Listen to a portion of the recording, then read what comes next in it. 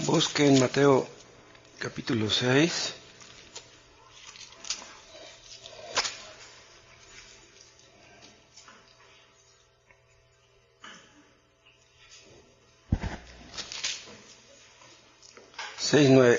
Vosotros pues oraréis así: Padre nuestro que estás en los cielos, santificado sea tu nombre.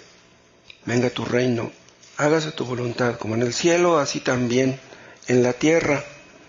El pan nuestro de cada día, dánoslo hoy, y perdónanos nuestras deudas, como también nosotros perdonamos a nuestros deudores.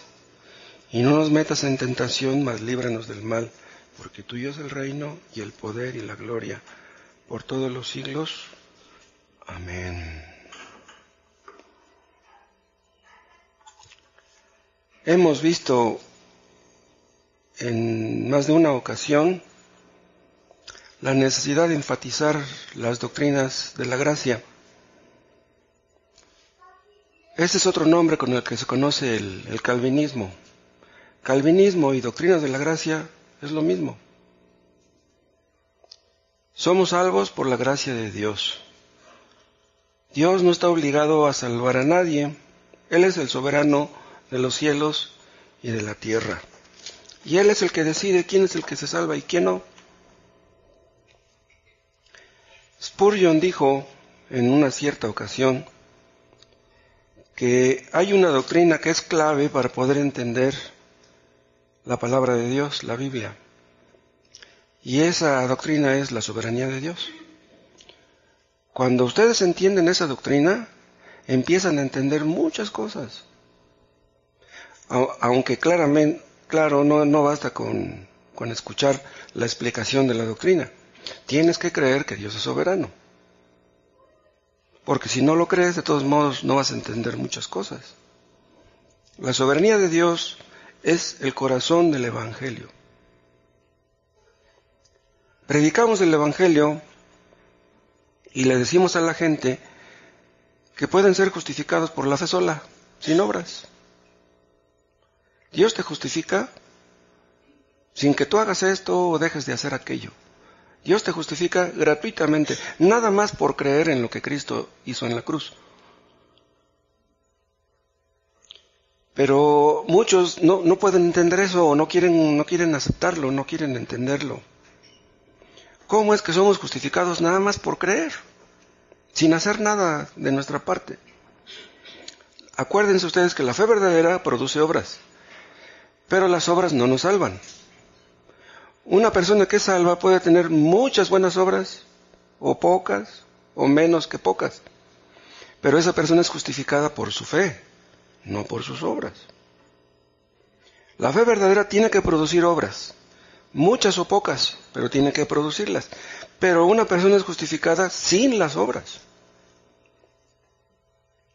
No somos justificados por nada que hagamos nosotros, sino solamente por la fe. Nosotros creemos que Dios es soberano en dispensar su gracia. La palabra gracia quiere decir que es algo que no merecemos. Si ustedes entienden eso y lo aceptan, que ustedes no merecen ser salvos, ustedes son salvos. Debemos entender que Dios no está obligado a darnos la salvación, a darnos su gracia. Y si ustedes hacen a un lado esta doctrina, la doctrina de la soberanía de Dios, de la justificación por la fe, ¿saben qué va a pasar? Que vamos a caer en las peores herejías imaginables.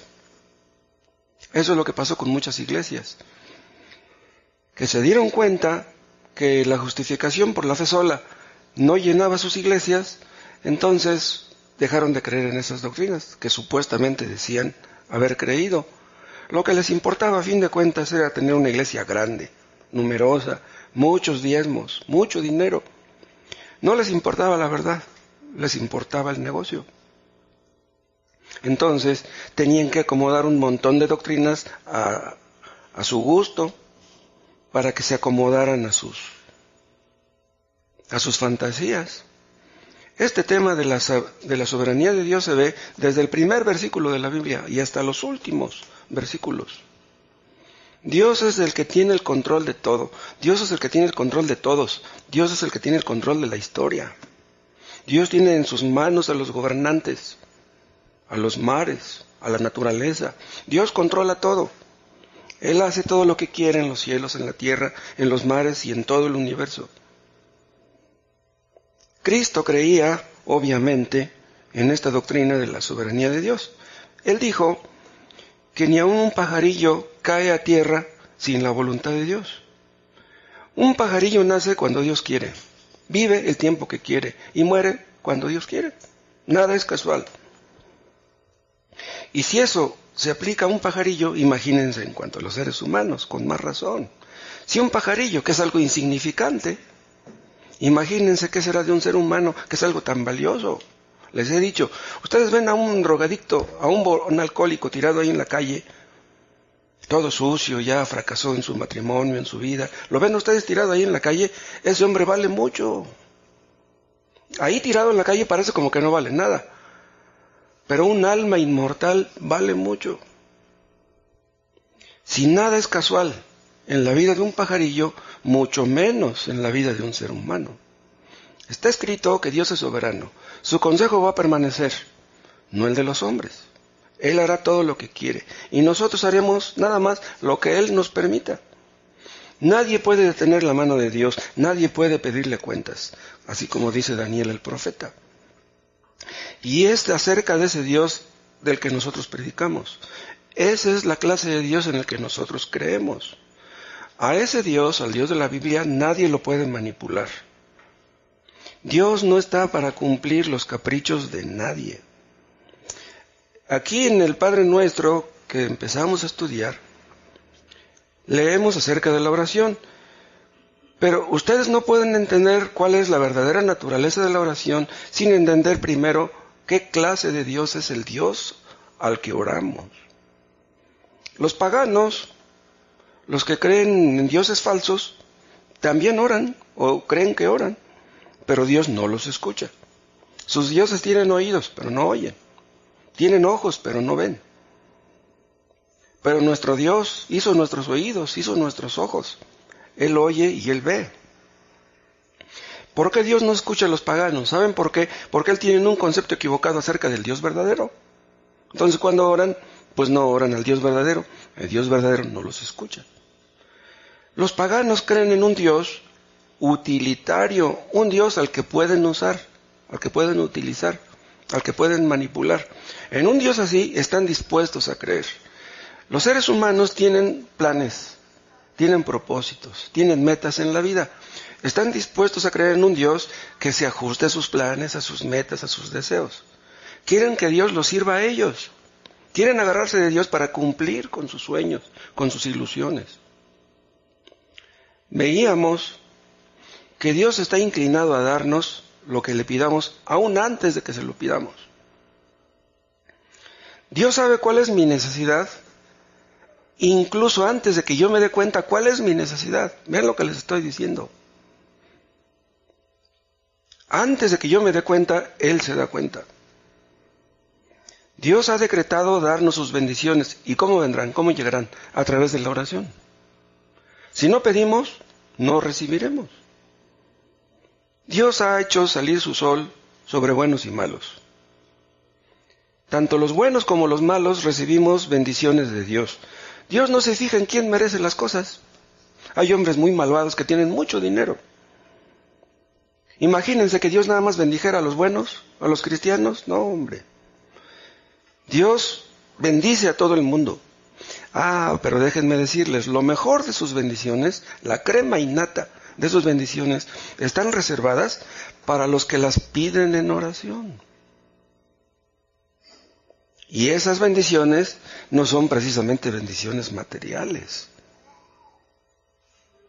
Pero también vimos, acuérdense, que no debemos pensar por ningún momento que al orar le estamos informando a Él de algo que Él no sepa. Ni tampoco pretendemos, cuando estamos orando, darle consejos a Dios. Dios no necesita que le den consejos. Imagínense que una persona dijera, le voy a dar a Dios una idea que a lo mejor ni se le ha ocurrido. ¿Le daremos ideas a Él? O podríamos pensar, bueno, a lo mejor ya se le ocurrió, pero tengo que convencerlo para que lo haga realidad. Pero esa es una idea pagana de Dios, algo que está muy lejos de la realidad. ¿Qué cosa es la oración? ¿Cómo podríamos definirla? Se han inventado montones de definiciones, pero déjenme darles una que dijo Tomás Manton, uno de los puritanos de siglos pasados. Dijo, la oración es tanto la expresión de un deseo como un voto implícito, una obligación solemne que nos impulsa a perseguir aquello que hemos pedido. Orar es predicarnos a nosotros mismos en los oídos de Dios. Vean lo que dijo este hombre. La oración es tanto la expresión de un deseo como un voto implícito. No, al orar nos estamos comprometiendo con Dios. Nos estamos obligando a buscar lo que estamos pidiendo. Yo les decía el miércoles, creo, si estamos orando por nuestros hijos, ¿basta con que oremos por nuestros hijos? No, tenemos que hacer algo más. Entonces, cuando oramos, nos estamos comprometiendo a hacer lo que tenemos que hacer. No vamos a decir, bueno, Señor, pues yo ya te dije que lo salvaras a mi hijo, y tú te encargarás de hacerlo. Yo no sé cómo lo vayas a hacer. No, nosotros tenemos que involucrarnos. Dijo un escritor cristiano, ¿tus hijos están perdidos? Ve tras ellos. Si están perdidos, pues búscalos. El pastor ve una oveja que se extravió, pues va y la busca. Entonces, cuando estamos orando, no le estamos predicando a Él. Él no necesita de predicaciones. Nos estamos predicando a nosotros mismos. Le hablamos a Dios no para ablandar su corazón. Su corazón no necesita ser ablandado. Le hablamos a través de la oración para ablandarnos a nosotros. El problema no está en Él, está en nosotros. Vamos a suponer, por ejemplo, que ustedes tienen años pidiendo algo y Dios no se los ha concedido. Es una promesa de Dios y dicen, no, Dios me la tiene que dar, pues está escrito. Ok, supongamos que no te la ha dado y te enojas. Y dices, ¿sabes qué, Señor? Ya no voy a orar. Porque te he estado pidiendo por años y no me lo das. Si tú te enojas con Dios porque no te ha dado lo que tú quieres, entonces puedes ver dónde está el problema. El problema está en ti, no tienes por qué enojarte. ¿Qué harías si se te apareciera Dios y te dijera, te lo voy a dar, pero pues espérate? Señor, pero ya tengo 20 años. Bueno, espérate más. Nada ganamos con enojarnos, y mucho menos con Dios. Muchas personas hablan muy bien de la oración. Casi todo el mundo habla bien de la oración. Pero una cosa es que hablan bien de la oración y otras cosas que oren. ¿Para qué nos sirve la oración? Para nuestra edificación. Dios no necesita ser edificado. Nosotros sí. La oración no es para informar a Dios, la oración es para informarnos a nosotros mismos. Es increíble esto. Dice Manton, la oración es un voto implícito, una obligación solemne. ¿Entienden ustedes por qué muchos no oran? Porque no quieren comprometerse.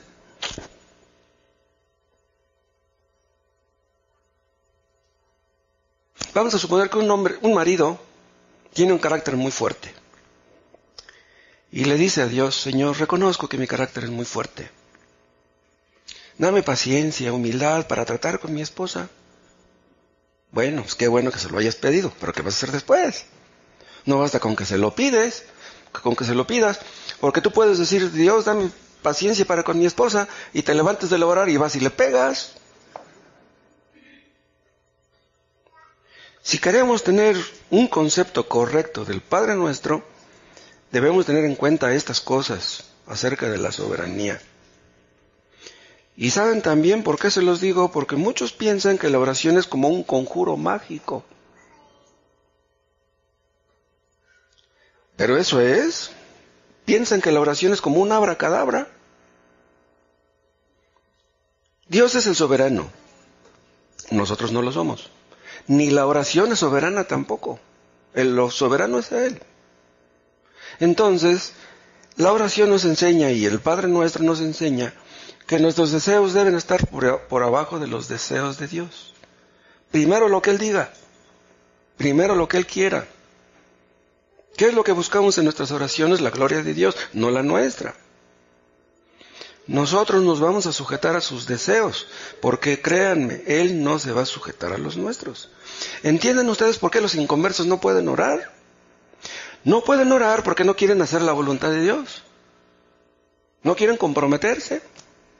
Quisieran que Dios les ayudara, que Dios los bendijera, pero ellos no quieren hacer la voluntad de Dios. Así no se puede orar. Saulo de Tarso, antes de ser convertido, buscaba a cristianos para matarlos. ¿La gloria de quién buscaba al matar a los cristianos? Él pensaba que buscaba la gloria de Dios, pero no, buscaba la gloria de sus líderes y de él mismo. Antes de ser convertido, Saulo de Tarso nunca había orado.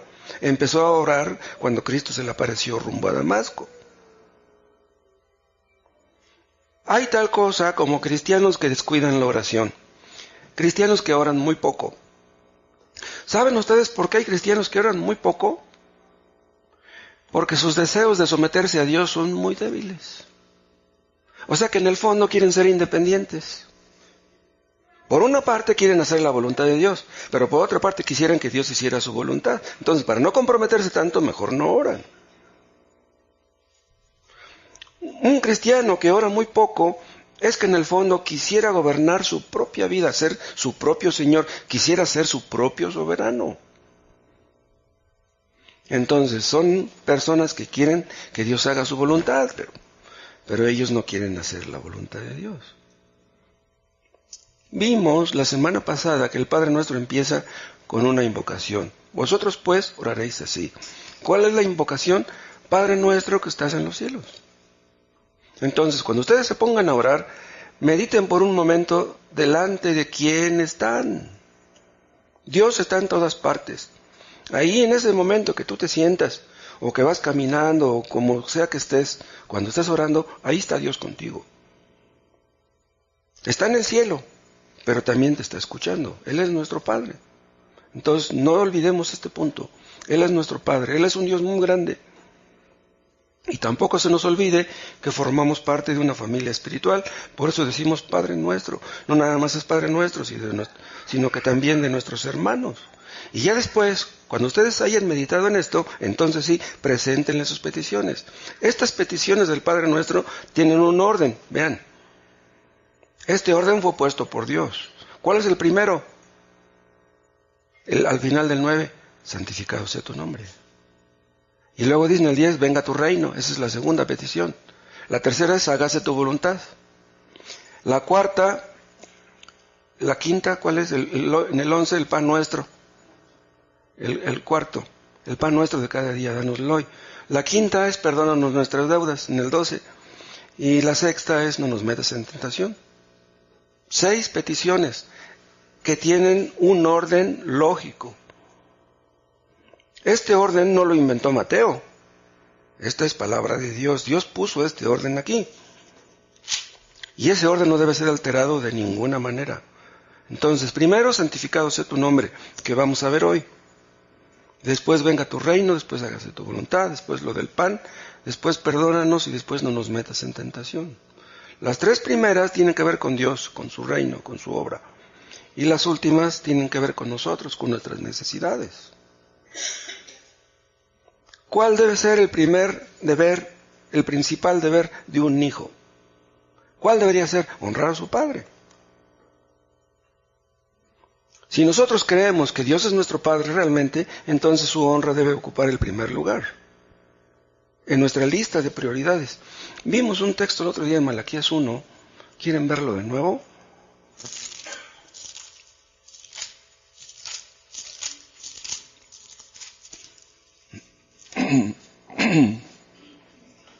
Malaquías 1, versículo 6. El hijo honra al padre y el siervo a su señor. Si pues yo soy padre, ¿dónde está mi honra? Dice. ¿Dónde está? Dice que no la veo. ¿Por qué no me honran? Entonces, lo que debemos hacer cuando nos acercamos a orar es buscar esta honra, esta gloria que Él merece. Debe ser primero su nombre. Vean el Salmo 115.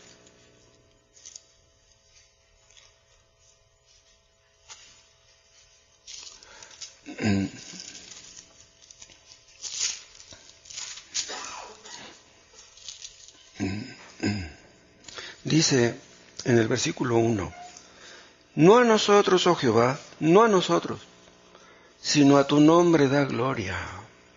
Eso es lo que debemos hacer cuando nos acerquemos a orar. Debemos someter nuestros pensamientos, nuestros deseos y nuestros planes a los planes y deseos de Dios. Entonces, antes de pedir por nuestro pan, antes de pedir que Dios nos libre de tentación, debemos pedir por la gloria de su nombre. Debemos pedir porque venga su reino con poder y porque su voluntad sea hecha. Primero Él y luego nosotros. Es por eso que decimos que solamente un hijo de Dios puede orar según el modelo que nos presenta Cristo aquí en el Padre Nuestro. ¿Por qué? Porque los inconversos primero quieren estar ellos, les importan ellos, les importa su casa, su familia, su trabajo, su dinero, pero no Dios. Ellos creen que son los importantes, no creen que Dios lo sea. Solamente aquellos que ponen a Dios primero pueden orar de esta manera, y pueden orar en realidad. Una persona mundana que solamente le importa el dinero, la familia, su trabajo, no puede orar de esta manera. ¿Por qué? Porque ellos quieren hacer su propia voluntad, pero no la de Dios. Quieren que Dios los sirva a ellos, pero ellos no quieren servir a Dios. Hay personas que le piden a Dios que los proteja del mal. Señor, líbrame del mal, líbrame de un accidente. Señor, voy a ir a la provincia, líbrame de un accidente en el autobús. Quieren que Dios sea su guarura. Quieren que Dios sea su guardaespaldas, que los cuide. Debemos relegar nuestros deseos a segundo término. Entonces, vean, una persona puede estar repitiendo el Padre Nuestro una y otra vez sin estar orando realmente. Puede repetir el Padre Nuestro sin querer hacer la voluntad de Dios. Por lo tanto, no están orando. ¿Cuántos millones de mexicanos creen ustedes que repiten cada día el Padre Nuestro? Peruanos, bolivianos, colombianos, venezolanos, chilenos, españoles, italianos. Son millones los que se saben el Padre Nuestro. Dios no los escucha. Qué tremendo es eso. Lo que estamos viendo acerca de la soberanía de Dios no les importa. Les importan ellos mismos. Dios no les importa. Pero los cristianos se supone que han crucificado sus pasiones y deseos. Ahora lo que nos importa, por encima de todo, son las pasiones y los deseos de Dios. Nuestro viejo fue crucificado juntamente con Cristo. Entonces, ya somos nuevas criaturas. Ya no somos egoístas. Se supone. Ahora nuestro deseo es agradar a Dios, servirle. Él es nuestro Padre. Los creyentes hemos muerto con Cristo, dice el apóstol Pablo. Este no es algo abstracto. Esa es la realidad. Entonces, cada vez que ustedes se pongan a orar, mediten brevemente en esto. Pero no solamente cuando se pongan a orar todo el día, o en cualquier situación, en cualquier área de nuestra vida. Hay una parte donde Pablo dice, ninguno de nosotros vive para sí mismo, y ninguno muere para sí.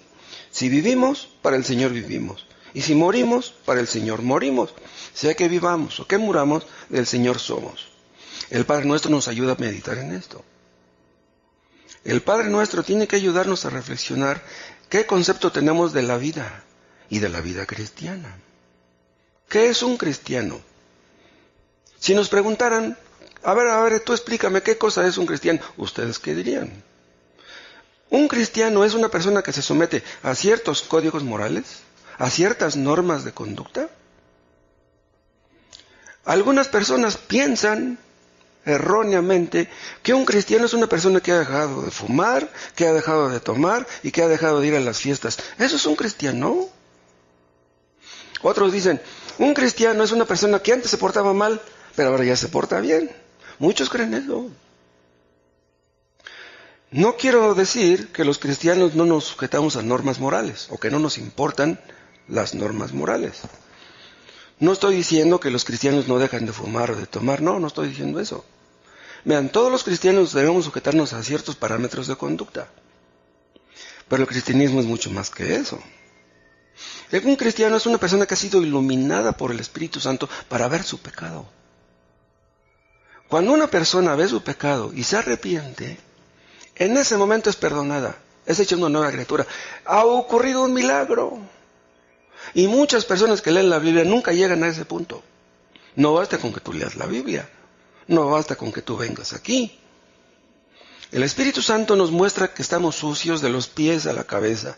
Hemos ofendido a un Dios santo. El Espíritu Santo nos hace entender que Dios nos está observando y que un día le vamos a rendir cuentas. El Espíritu Santo nos muestra que hemos vivido centrados en nosotros mismos. ¿Cuál es el peor pecado de todos? Vivir para nosotros mismos. ¿Por qué muchos se van al infierno? Porque vivieron para sí mismos. Dios no nos hizo para vivir para nosotros mismos. Nos hizo para vivir para Él.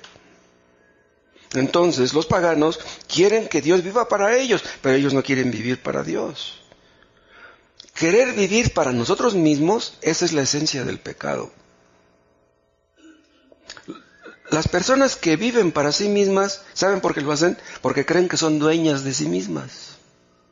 Creen ser soberanos. Pero nadie en este mundo es soberano. El único soberano está en los cielos. ¿Saben ustedes por qué millones de personas terminarán en el infierno? Porque no quisieron vivir para Dios. Quisieron vivir para ellos mismos. En lugar de servir a Dios, querían que Dios les sirviera a ellos. ¿Cómo empiezan las bienaventuranzas? Bienaventurados los pobres en espíritu. ¿Quiénes son estos? Los que entienden que son miserables, que están en deuda con Dios, que no le pueden pagar, que lo han ofendido. Sabemos que no merecemos acercarnos a un Dios al que hemos ofendido tanto. Ese es un cristiano. Un cristiano es una persona que ha visto su pecado y que se ha arrepentido de él. Entonces, cuando nos ponemos a orar, estamos conscientes de esto. ¿Ustedes creen que cuando se acercan a orar pueden exigirle algo a Dios? Imposible. Nosotros no somos el centro del universo. El centro del universo es Él, nuestro Padre Celestial. Imagínense todo lo que podemos aprender al meditar en el Padre Nuestro. Porque Cristo les dice a sus discípulos, vosotros pues oraréis así. Nosotros diríamos, bueno, si ya somos hijos de Dios, ¿acaso no brotará de nosotros de una manera espontánea, natural, el orar? No, la oración no es automática, no brota espontáneamente. Dios quiere que oremos, es una orden. Dice el hermano Sugel que Dios nos ordena orar. Me gusta mucho cómo lo dice él. Que los cristianos muchas veces nos vemos envueltos en una especie de esquizofrenia espiritual. O sea que a veces actuamos como esquizofrénicos. Esta palabra, esquizofrenia, quiere decir una mente dividida, una mente mezclada, digamos. ¿Por qué lo dice él? Vean, conocemos ciertas verdades bíblicas, hemos aprendido algo, hemos leído muchos libros, hemos escuchado muchas predicaciones, pero ¿saben qué? A veces actuamos como si nunca hubiéramos leído nada de la Biblia. Como si no creyéramos en lo que hemos leído, escuchado. Muchas veces nuestros hechos no concuerdan con nuestros conocimientos. Sabemos que hemos muerto con Cristo, que hemos crucificado la carne con sus pasiones y deseos, y que ahora tenemos la obligación de vivir para Dios, para su gloria. Pero de repente nos descubrimos orando, pensando en nosotros. Señor, mi trabajo. Señor, no me alcanza el dinero. Señor, mis hijos necesitan zapatos. Señor, mi casa. O sea, nos importa nuestra casa, nuestros hijos. ¿Y Dios qué? ¿En dónde está Él? Hay ocasiones, no me dejarán mentir, que a veces vamos caminando y estamos preocupados. Pregúntense ustedes, bueno, ¿por qué estás preocupado, Moisés? A ver, contéstame, ¿por qué estás preocupado? ¿Saben por qué nos preocupamos la mayoría de las veces? Porque necesitamos esto y necesitamos aquello. No estamos preocupados por la obra de Dios, por el reino de Dios, por la voluntad de Dios. No, no, no. Nos importa nuestra vida. Una mente dividida. Una parte para Dios, otra parte para nuestra familia. ¿Qué quiero decir con todo esto? Que es muy posible que al estar orando estemos descuidando lo más importante. ¿Qué es lo más importante? Pues Dios, la voluntad de Dios, el reino de Dios, la obra de Dios. Existen cristianos que han sido capaces de trabajar en domingo. Trabajar en domingo es pecado, según la palabra de Dios. El dinero que ganan los cristianos en domingo es un dinero maldito. ¿Por qué? Porque Dios dice que no debemos trabajar en domingo. Los que trabajan en domingo es que consideran que no les alcanza el dinero que ganan de lunes a sábado. No, es que tengo tantos hijos, tengo que trabajar el domingo. Si por trabajar el domingo descuidas las cosas de Dios, olvídate. No, y las estás descuidando, pues estás trabajando en domingo. O sea, son personas que les importa más el dinero que Dios. Ven a Dios, ven el dinero como si fuera su Dios. Imaginen ustedes que un cristiano se levantara en la mañana y que tuviera una lista en su bolsa y que la sacara. Y que empezara a leer lo que dice la lista. Señor, mira, punto número 1, mis hijos necesitan zapatos, un uniforme, unos tenis, cuadernos. Entonces así nos vamos a dirigir a Dios. Mi mujer necesita un perfume, ya viene su cumpleaños, tengo que comprarle uno. Mi marido no tiene trabajo, mi esposo necesita un mejor sueldo, gana muy poco. Pedir por estas cosas sin antes pedir porque el nombre de Dios sea santificado o glorificado, eso no es orar, eso es perder el tiempo. Si ustedes se preocupan porque sus hijos están estudiando y tienen que terminar una carrera, ok, deben de terminarla, pero eso te preocupa nada más. ¿Y Dios qué? ¿A dónde lo dejas? La obra de Dios, ¿dónde la dejas? Entonces, antes de presentar nuestras peticiones a Dios, debemos pensar y reflexionar en la gloria de Dios, en el reino de Dios y en la voluntad de Dios. Esto debe estar por encima de nuestros hijos, por encima de nuestra familia, por encima de nosotros mismos. Él es Dios, nuestros hijos no son Dios, nuestra casa, nuestro dinero no es Dios. ¿Qué significa santificado sea tu nombre? ¿Saben ustedes por qué esta petición está en primer lugar en el Padre Nuestro? ¿Por qué no puso primero venga tu reino? ¿Por qué no puso primero hágase tu voluntad? Debemos entender qué significa santificar y qué significa nombre para poder entender esta frase. Si ustedes no entienden esas dos palabras, no entienden esa petición. Vean primero la palabra nombre. Los judíos usaban el sustantivo nombre para referirse a una persona. No al nombre, para referirse a la persona. Vean Apocalipsis, capítulo 3.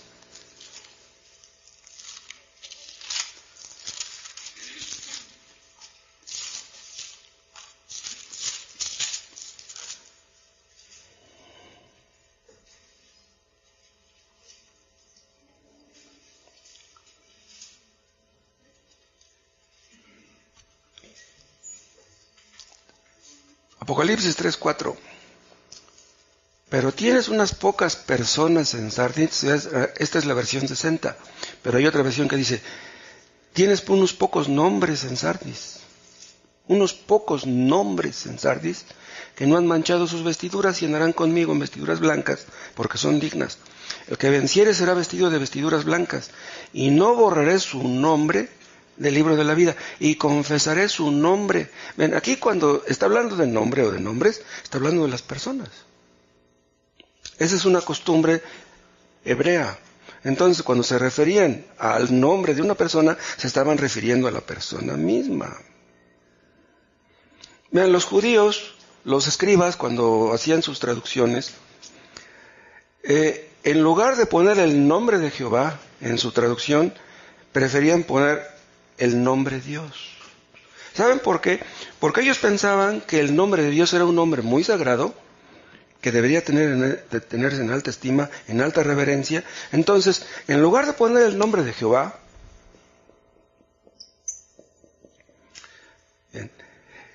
La palabra Jehová en el hebreo se escribe así, YHWH, es el famoso tetragramatón hebreo. Entonces, cuando los traductores se topaban con este nombre, no lo ponían. ¿Saben qué ponían en su lugar? La palabra Dios. ¿Sí? La palabra que nosotros entendemos como Dios. Y es que no querían poner este nombre porque decían que era un nombre muy santo. ¿Qué creen que hacían? Cuando se topaban con este nombre, iban y se daban un baño completo, regresaban, agarraban una pluma limpia y ponían las 4 letras. ¿Cómo ven? O sea, cayeron en la superstición. O sea, tenían miedo del nombre. Ese era un temor supersticioso. O sea, ellos pensaban que usar el nombre Jehová era algo irreverente. Dice, no, nuestros labios son impuros. No merecen pronunciar ese sagrado nombre. Pero vean, había unos pocos judíos sinceros que ellos sí entendían cuál era el verdadero significado de la palabra Jehová. Es decir, el significado espiritual, a eso me refiero. Y el temor que ellos tenían era un temor reverente. Ese es el temor que debemos tener nosotros, un temor reverente, pero no un temor supersticioso. ¿Por qué? Ellos entendían no solamente lo que significaba el nombre, sino quién estaba detrás del nombre. Ese es el asunto, la persona a quien representa. Los judíos adoraban el templo, decían, templo de Jehová, templo de Jehová, templo de Jehová es este. Adoraban al templo, pero a Jehová no lo adoraban. Entonces, aquellos judíos parecía como que tenían temor de Dios, pero usaban el nombre de Dios en vano. Las personas que rezan el Padre Nuestro usan el nombre de Dios en vano. Creen que están haciendo bien y están pecando cuando rezan el Padre Nuestro. ¡Qué tremendo! Usan el nombre de Dios para creer que están agradando a Dios, pero no es así. Están usando a Dios. Creen en un Dios utilitario. El nombre de Dios representa a Dios. O sea, decir el nombre de Dios es lo mismo que decir Dios. Es lo mismo. Ustedes hablan del nombre de Dios, están hablando de Dios. Vean el Salmo número 20.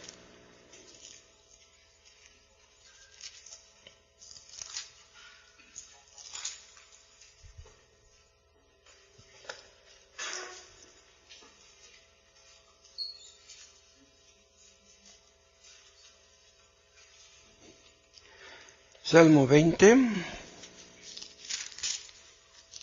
versículo 1. Jehová te oiga en el día de conflicto. El nombre del Dios de Jacob te defienda. ¿Por qué dice así? El nombre del Dios de Jacob te defienda. ¿Cómo un hombre nos puede defender?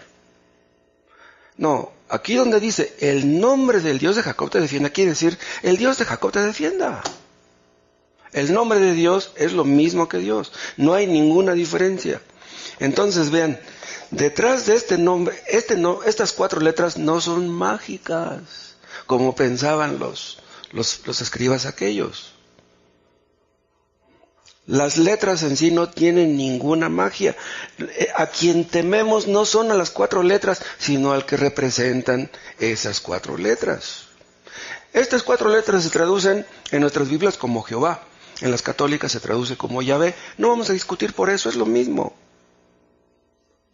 Hay algunos carismáticos que creen que el nombre Jesús tiene magia. Y van a orar por una endemoniada y dicen, yo te reprendo en el nombre de Jesús.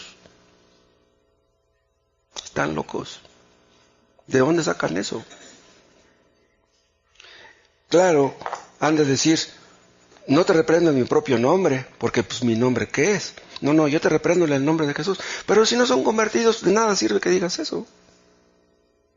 Hay personas que ponen el nombre de Jesús en sus autos. J-E-S-U-S. O en su casa tienen unos letrotas, las letras de Jesús. Como si fuera un amuleto. Como si fuera un talismán. ¿Creerán que si ponen ese letrero en sus coches, Dios los librará de un accidente? Hay algunos que ponen ajos detrás de los zaguanes de sus casas, pues han de pensar que esos nombres que ponen en sus autos van a hacer lo mismo. Entonces, aquí donde dice, el nombre del Dios de Jacob te defienda, quiere decir que ser defendido por el nombre de Dios es lo mismo que por el nombre de Jehová es ser defendido por Dios mismo. Vean el Salmo 44.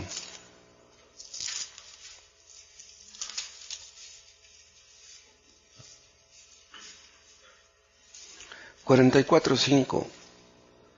Por medio de ti sacudiremos a nuestros enemigos. En tu nombre hollaremos a nuestros adversarios. Vean, en tu nombre. No son las 4 letras en sí. Vean Juan capítulo 1.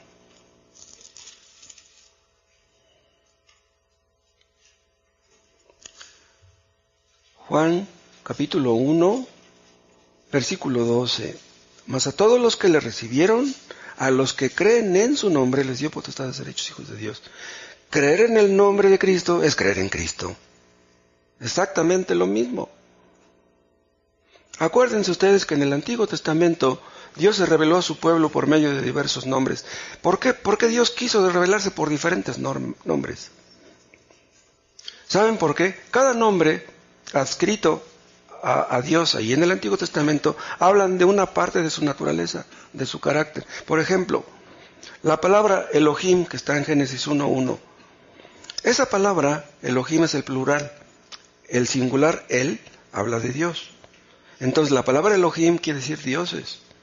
Pero ahí habla de la fuerza creadora de Dios, del Dios creador. Elohim habla del Dios creador. La palabra Jehová, esta palabra quiere decir el Dios que existe en sí mismo, el autosuficiente, el eterno, el que era, el que es y el que será, el autosuficiente. Esta palabra quiere decir también que Dios no depende de nosotros para ser feliz. Dios no necesita de nosotros. Nosotros dependemos de Él y necesitamos de Él, pero Él no de nosotros. Hay otro que se llama el Shaddai, que quiere decir el Todopoderoso. Otro que es Jehová Jireh, que quiere decir Jehová proveerá. Jehová Rafa, que quiere decir el Señor es nuestro sanador. Jehová Shalom, que quiere decir el Señor es nuestra paz, etc. Muchos nombres de este tipo. ¿Por qué diferentes nombres? Porque Dios quería darse a conocer a los hombres. Dios quiere que sepamos cómo es Él, cómo piensa. ¿Y qué es lo que nos dijo Cristo acerca de este nombre? Que debemos pedir que sea santificado. Ahora, ¿qué quiere decir santificado? Santificado quiere decir reverenciar, apartar para un uso santo, que no debemos usar su nombre a la ligera, debemos venerarlo.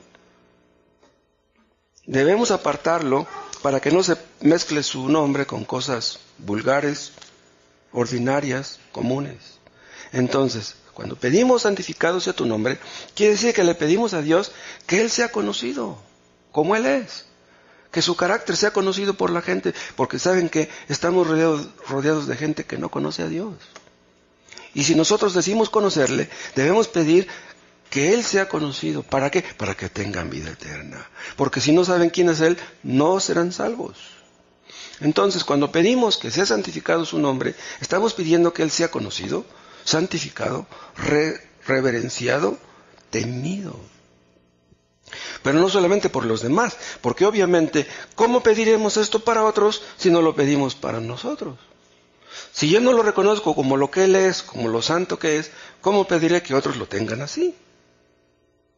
Entonces, pedir que su nombre sea santificado es que tenemos un deseo fuerte, un deseo sincero, profundo, de que la gente conozca a nuestro Dios.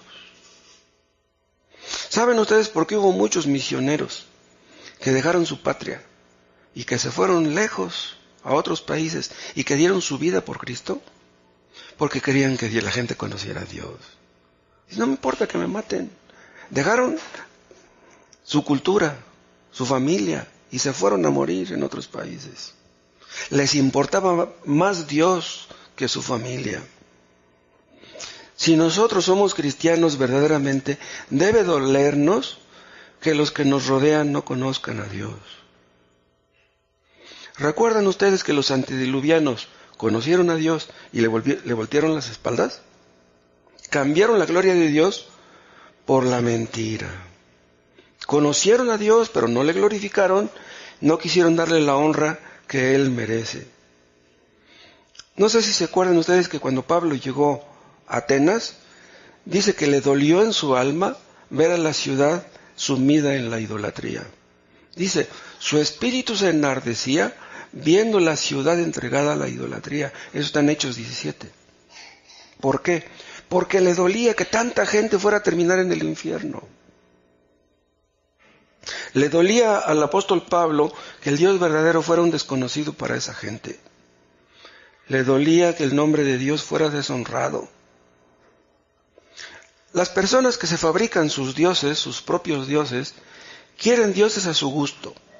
Un Dios que se acomode a ellos. Un Dios que les complazca, que les cumpla sus caprichos. Buscan un Dios que les prospere económicamente. Un Dios que les haga sentir bien. Un Dios que los proteja de todo peligro. Dicen algunos, yo escuché una vez a un testigo de Jehová decir, yo no puedo creer que Dios haga al hombre y luego a ese hombre que hizo lo mande al infierno. ¿Qué clase de Dios es ese? ¿Qué quiere decir? Que ese amigo no cree en el Dios de la Biblia. Porque ¿quién creó el infierno? Dios. Si nosotros no queremos que Dios sea conocido como Él es, entonces ¿quién lo va a dar a conocer? ¿Los testigos de Jehová? No. Ellos no conocen a Dios. Hablan de un Dios al que ellos no conocen. Ellos se han inventado un Dios a su gusto. Un Dios que supuestamente no es santo, ni justo, ni castiga. Si nosotros no deseamos que nuestro Dios sea conocido por los que nos rodean, algo anda muy mal en nosotros. Vean Juan, capítulo 17.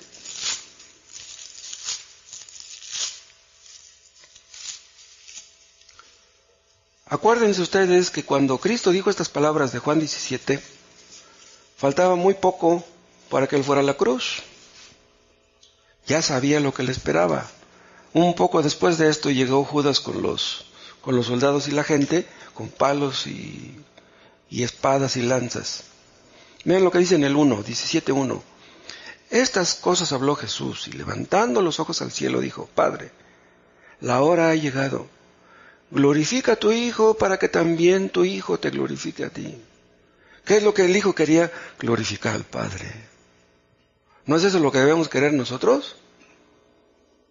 Como le has dado potestad sobre toda carne, para que dé vida eterna a todos los que le diste. Y esta es la vida eterna, que te conozcan a ti, el único Dios verdadero. ¿Por qué vino Cristo al mundo? Porque quería que la gente conociera al Padre.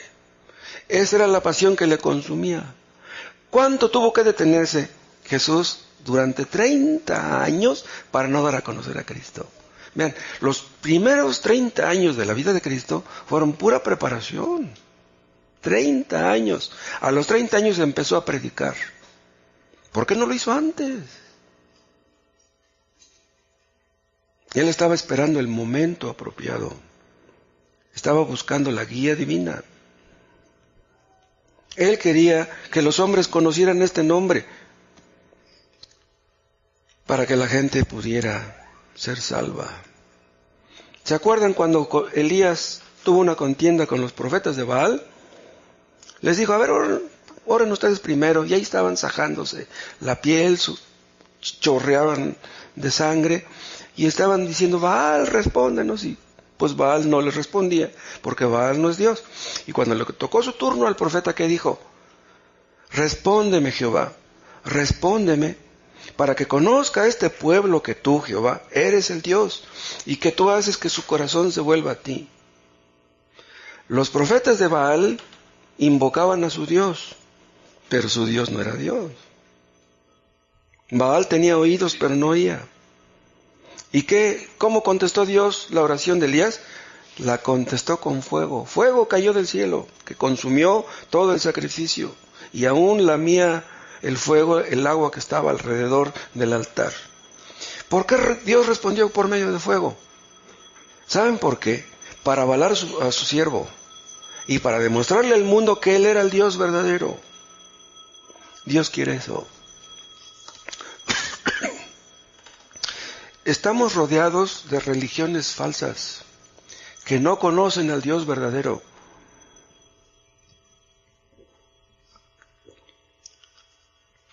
Cristo, ¿cuánto habló acerca de los falsos maestros? Juan, Judas, Santiago, Pedro, todos hablaron mal de los falsos maestros. ¿Cuál es el problema de los falsos maestros? Que distorsionan la imagen de Dios y hablan de un Dios que no es Dios. Entonces, en lugar de conducir a los hombres a la salvación, los conducen al infierno. Si un ciego guía a otro ciego, los dos van al hoyo. Lo que consumía el alma de Elías era que el nombre de Dios fuera conocido, glorificado, santificado. Vean 1 Corintios, capítulo 15.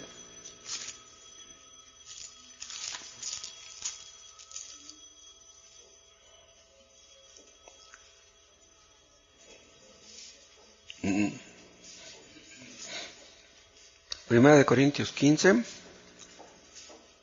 versículo 34. Velad debidamente, vean, no solamente velen, dice, sino debidamente, y no pequéis, porque algunos no conocen a Dios, para vergüenza vuestra lo digo. Qué tremendas palabras estas, vean. Debería darnos vergüenza que los que nos rodean no conocen a Dios. Si nosotros lo conocemos, ¿no debería ser nuestro deseo que los que nos rodean lo conocieran? Debemos sentir compasión por los que no conocen a Dios. Díganme, ¿qué podríamos poner por encima de esto? ¿Qué es más importante? ¿Que Él sea conocido? ¿Nuestra casa? ¿Nuestros hijos? ¿Nuestra familia? ¿Nuestro dinero? No, primero es Él. Él debe estar por encima de todo. Que los que nos rodean puedan ver a Dios reflejado en nosotros. Hermanos, que los que nos rodean no piensen que somos unos hipócritas. Nosotros somos el cuerpo de Cristo. Y si nosotros estamos mal, ¿qué pensarán los que nos rodean? Pues que la cabeza está mal. Si el cuerpo está mal, pues la cabeza está mal. Si Cristo nos ha salvado es para que representemos su imagen correctamente, que no reflejemos una imagen distorsionada.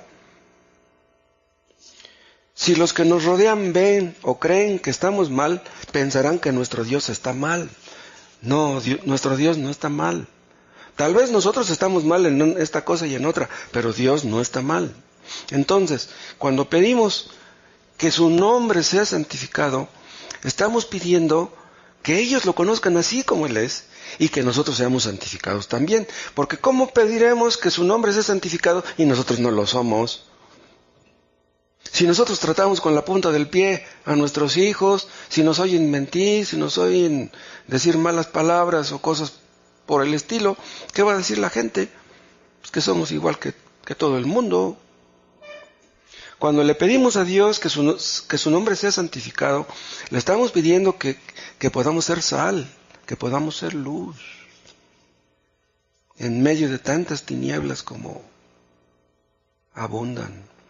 Así alumbre vuestra luz delante de los hombres, para que vean vuestras buenas obras y glorifiquen a vuestro Padre que está en los cielos. Que Él sea glorificado, no nosotros, Él. ¿Qué dice Mantón? La oración es un voto implícito, una obligación solemne, que nos impulsa a perseguir aquellas cosas que pedimos en oración. Entonces vean, cada palabra que pronunciamos en oración pone un peso, pone una carga, no en Dios, en nosotros. Sobre nuestra conciencia. Nos estamos predicando a nosotros mismos, a los oídos de Dios, así dijo Manton. Cuando oramos, nos estamos predicando a nosotros mismos, a los oídos de Dios. Cristo acusó a los judíos de que con sus labios lo honraban y de que su corazón estaba muy lejos de Él. Que Dios nos libre de esto, hermanos. Porque pues es muy fácil cantar y decir, Señor, yo te alabo, yo te bendigo. Pero ¿nuestro corazón estará acaso lejos de Él? ¿Saben qué? Si le pedimos a Dios algo en oración, pero ese algo que pedimos no lo perseguimos, nos estamos burlando de Dios. Debemos buscar lo que pedimos. Vamos a ver el lugar que ocupa esta petición en el Padre Nuestro. ¿Por qué puso Dios esta petición santificado sea tu nombre en primer lugar. ¿Saben por qué? Porque ese es el fin de las demás peticiones. O sea, las demás peticiones deben estar subordinadas a esto. Todo lo que pedimos por otras personas y por nosotros mismos debe estar subordinado a que su nombre sea santificado. Las demás peticiones deben estar sujetas a esta. ¿Para qué pedimos que venga su reino? Para que su nombre sea glorificado.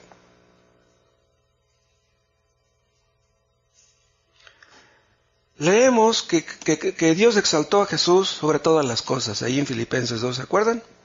Y le dio un nombre que es sobre todo nombre, ¿para qué? Para que en el nombre de Jesús se doble toda rodilla de los que están en los cielos, en la tierra y debajo de la tierra, y toda lengua confiese que Jesucristo es el Señor. ¿Para qué? Para gloria de Dios Padre, dice. Para la gloria de Dios. ¿Por qué pedimos que venga su reino? Para la gloria de Dios Padre. ¿Quién es glorificado cuando hacemos la voluntad de Dios? Es el Padre, nuestro Padre Celestial. Y si pedimos el pan de cada día y Dios nos lo da, ¿quién recibe la gloria? Nuestro Padre. Sea que comáis o bebáis, hacedlo todo para la gloria de Dios. Y si le pedimos a Dios que nos perdone nuestros pecados y nos perdona, ¿quién recibe la gloria? Pues Él. Y si le pedimos que nos libre de tentación y nos libra, ¿quién recibe la gloria? Pues Él. Porque si no le pedimos que nos libre de tentación, nos sorprenderemos y no nos libra. Debemos pedirle que nos libre de tentación para que no lo deshonremos con nuestra desobediencia. Hay una parte donde Dios dice, invócame en el día de la angustia, yo te libraré y tú me honrarás. Eso es lo que Dios quiere, que le honremos, que le glorifiquemos. Y cuando estamos en un hoyo y le pedimos que nos libre y nos saca, ¿quién recibe la gloria? Pues Él. Si estamos en medio de una tormenta y sentimos que las aguas están en nuestro cuello y Dios nos saca, ¿quién recibe la gloria? Pues Él. Cuando le pedimos a Dios que nos libre de un peligro o de un mal, ¿nos libra por qué? ¿Porque somos buenos? No. No nos libra por eso, nos libra porque Él es bueno. Entonces, todo lo que le pedimos en oración debe estar subordinado a este punto, que su nombre sea glorificado, sea santificado. Y otra cosa, esta petición ocupa el primer lugar también, ¿saben por qué? Porque tenemos que perseguir su gloria intensamente, por eso. Pero no solamente al orar, sino en todo lo que hagamos. Debemos pedir, hermanos, para su gloria, no para nuestra comodidad. Yo les comenté a varios de los hermanos de acá de Coyoacán, ¿saben de qué les hablé del matrimonio? Y yo les decía, está bien, jovencito, jovencita, te quieres casar. ¿Para qué te quieres casar? ¿Para la gloria de Dios o para tu propia gloria? Si te quieres casar para la gloria de Dios, Dios te dará un marido, una esposa. Pero si te quieres casar para tu propia gloria, olvídate. Te vas a casar, pero vas a fracasar. Cuando hagamos algo, debemos buscar en todo lo que hagamos su gloria. Cerciórense de que lo que ustedes están pidiendo realmente es para la gloria de Dios. De otra manera no lo pidan, porque si lo piden no lo van a recibir. Pero vean, pedimos para la gloria del nombre de Dios, no para la gloria de nuestro propio nombre. Hay una guerra, hay una oposición. Por una parte, queremos que su nombre sea glorificado, pero en el fondo, allá muy, muy adentro, quisiéramos que nuestro nombre fuera glorificado, que la gente nos alabara, que la gente nos felicitara, que nos dijeran, ¡ay, qué bonitos son ustedes los cristianos! Nuestra carne busca gloria para nosotros. Cuando ustedes se ponen a orar, ¿cuál gloria buscan? Si ustedes se levantan, si durmieron poco, y se ponen a orar, están cansados, tienen que ir a trabajar, se les va a hacer tarde. Entonces no oro. Entonces, ¿cuál gloria buscas? ¿La tuya o la de Él? ¿Te importa tu trabajo y no a Él? Cuando ustedes oran en la mañana antes de irse a acostar, antes de irse a trabajar, le están diciendo a Dios, Señor, tú me importas más que mi trabajo, tú me importas más que mis hijos, estoy cansado, tengo que ir a trabajar, pero tú me importas más que nada. A Dios le gusta eso, hermanos, Él debe estar primero. ¿Qué es lo que ustedes buscan en oración?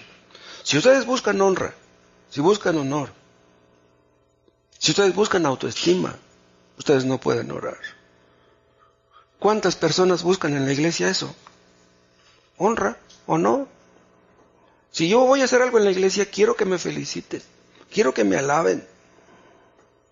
Quieren ser estimados, quieren ser apreciados. Las personas que hacen eso creen que valen mucho. Pero ¿qué dice Dios? Dios resiste a los soberbios, da gracia a los humildes. Si tú crees que vales mucho, si tú buscas el aprecio, que te feliciten, que te alaben, no puedes orar. Los soberbios, Dios los resiste. Dios resiste a los soberbios, se opone a los soberbios, aborrece a los soberbios. Dios da gracia a los humildes. Si tú te pasas 2 horas orando al día o 3, ni pienses que porque te duras tanto tiempo orando, Dios te va a dar lo que tú le pidas. No es el tiempo que pasas orando, es tu actitud. Les dice Jesús a sus seguidores: ¿cómo podéis vosotros creer si buscáis la gloria que viene de los hombres y no buscáis la gloria que viene del Dios vivo? Porque muchos no llegan a ser salvos, porque muchos no llegan a tener la fe salvadora, porque buscan la gloria de los hombres. Son hombres que quieren quedar bien con el pastor, que quieren dar una ofrenda, quieren dar un diezmo para que los feliciten. Les dan su sobre, les ponen ahí su nombre. Miren, yo en el sobre puse 500 pesotes de diezmo. Y quieren la alabanza del pastor, quieren la alabanza de la gente, pero no buscan la gloria de Dios. Entonces esas personas, ¿cómo van a ser salvas? Si tú quieres quedar con la gente, tú no puedes orar. Y si oras, Dios no te escucha. Si tú buscas la aprobación de tu pareja, quedar bien con tu pareja, Dios no te escucha. Dios debe estar por encima de todo. Dios vale más que nuestra pareja. En el cielo ya no tendremos pareja. Podemos prescindir de cualquier cosa, menos de nuestro Dios. ¿Qué va a pasar si se nos muere nuestra pareja? ¿Qué va a pasar si nos mueren nuestros hijos en un accidente? ¿Nos vamos a volver locos? No, nuestro Dios es más importante que todo. Llegará el día en que moriremos y iremos a presentarnos delante del Dios aquel a quien amamos, de aquel que nos amó con amor eterno. Él es más importante que todas las cosas en este mundo. Pero cuando nos ponemos a orar, la carne se niega, la carne se resiste, es una guerra. La carne dice: no, mira, mejor ponte a leer, mejor ponte a ver la televisión, mejor vete a jugar fútbol, no ores. La carne no quiere. Orar es una lucha, orar es una guerra. Qué tremendo poder el del pecado, que teniendo el Espíritu Santo con nosotros, ese pecado que mora en nosotros no quiere orar, no quiere que oremos, más bien. Hemos creído en Cristo y sabemos que somos siervos de Dios, pero allá muy en el fondo quisiéramos que Dios fuera nuestro siervo, que Dios nos diera lo que le pedimos, que fuera como los que le piden los deseos a la lámpara maravillosa. Señor, voy a sobarle la lámpara y me vas a dar lo que yo te pida. No, Dios no es así. Dios no es siervo de nadie. Dios no cumple los caprichos de nadie. Él es Dios, no nosotros. Nosotros nunca haremos que Dios se someta a nosotros. Somos nosotros los que debemos someternos a Él. Deben ustedes doblar sus rodillas delante del soberano del universo. Y si ustedes no doblan sus rodillas delante de Él, Él no pierde nada.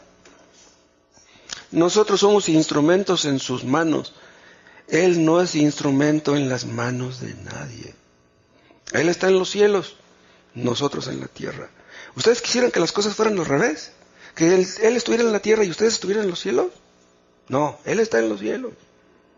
Él es un Dios muy grande, pero es increíble que siendo el creador del universo, Él se inclina a escuchar nuestra oración. En ese momento, cuando ustedes están orando, Dios está ahí atento.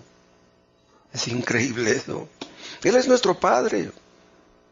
Sí, Él está en el cielo y su nombre es importante, su gloria y su reino, pero somos sus hijos también. Por eso dice en otra parte Jesús: buscad primeramente el reino de Dios y su justicia. Esto es equivalente a todo esto. Primero Él y luego nuestras añadiduras. Lo que necesitemos Él nos lo dará por añadidura. Pero nos importan las añadiduras y no Dios. Nos importan nuestros hijos, nuestro trabajo, y no Dios. Yo supongo que muchos de ustedes nunca han orado. Nunca. Si nunca lo han hecho, inténtenlo hoy. Lleguen a su casa, enciérrense en un cuarto, si pueden. Humíllense delante del soberano. Pídanle perdón. Si ustedes le piden perdón, Él los perdonará. ¿Y saben por qué los perdonará? No porque ustedes sean buenos. Nadie es bueno, el único bueno es Él. Él los perdonará y se olvidará de todos sus pecados. Inténtenlo.